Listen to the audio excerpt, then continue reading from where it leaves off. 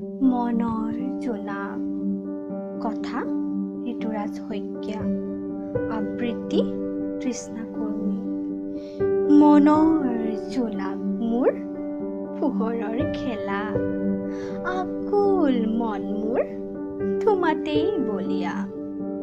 ঘনে ঘনে মনত পৰে তোমাৰ মুখখনি, তোমাৰ মিচিকিয়া হাঁহিটিয়ে কৰে হিয়ামনি।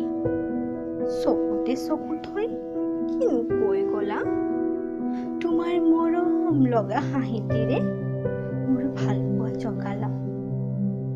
তোমাক কাষত পালে জানা এনে লাগে মোৰ যেন পৃথিৱীৰ আটাইতকৈ সুখী মানুহ মই।